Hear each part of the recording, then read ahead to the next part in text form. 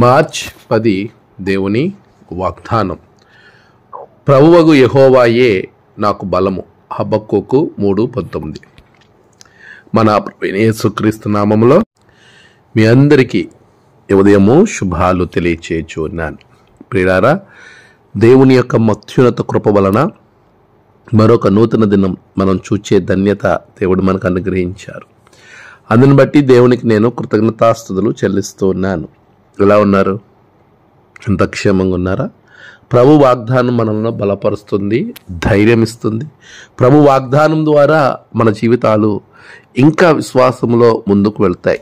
ఈ దినము వాగ్దానాన్ని మనం ఆలోచన చేస్తే యెహోవాయే నాకు బలం. నిజమే, మనము చాలాసార్లు మనకున్న డబ్బు, అందము, పరపతి, ఇంకా ఇతరితర విషయాలను బట్టి అవే నాకు బలం అనుకుంటాం. అయితే మనుషులను బట్టి వీరు నా బలము అని మనం అనుకుంటాం. కానీ అవేమీ మనకి శాశ్వతమైనవి కాదు, అవి ఏమీ గొప్పవేమీ కూడా కాదు. వీటన్నిటికంటే పైనే ఉన్నటువంటి అత్యున్నతమైన బలమైనటువంటి ధైర్యము, మనకు బలము యెహోవా మాత్రమే. దేవుని నామం మాత్రమే మనకి బలం. కొందరైతే గుర్రములను బట్టి, రథములను బట్టి అతిశయపడుతూ ఉంటారు. మనమైతే మన దేవుడైన యెహోవా నామమును బట్టి అతిశయపడదాము. వారు కృంగి నేల మీద పడిపోయి ఉంటారు, మనమైతే చక్కగా నిలబడి ఉన్నాము. నిజమే, మన దేవుని నామాన్ని బట్టి, మన ప్రభువు నామాన్ని బట్టి మనం అతిశయించే వారంగా ఉండాలి. అదే మనకి బలం, అదే మనకి అతిశయం, అదే మనకి గర్వం, అదే మనకి ఆశ్రయం. సమస్తము మన దేవుని నామమే. అటువంటి గొప్ప నామాన్ని నువ్వు కలిగి ఉన్నప్పుడు, ఆ నామాన్ని నువ్వు ప్రార్థన చేస్తున్నప్పుడు, ఆ నామాన్ని బట్టి నువ్వు ఆశీర్వాదాలు పొందుకుంటున్నప్పుడు, ఆ నామానికి తగినట్టుగా, క్రీస్తు నామానికి తగినట్టుగా నువ్వు జీవించాలి. ప్రియులారా, అప్పుడే ఆయన నామం మనకి బలముగా ఉంటుంది.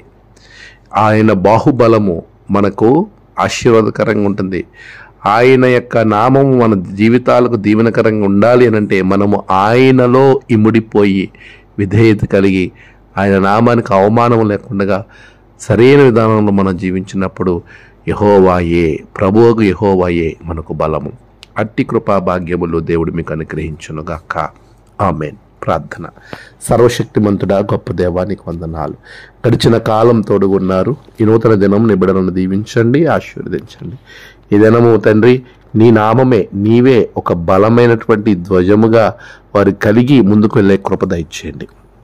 నేడు జన్మదినము, వివాహదినము, ఆయా విశేష దినములు జరుపుకున్న బిడ్డలను బహుగా దీవించండి. తమ ప్రియులకు కోల్పోయిన వారి కుటుంబాలకు నెమ్మది, ఆదరణ దయచేయమని దినదీవులతో నింపండి. యేసు నామమున ప్రార్థించి వేడుకొంచున్నాం తండ్రి.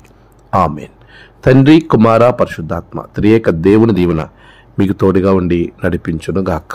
ఆమేన్.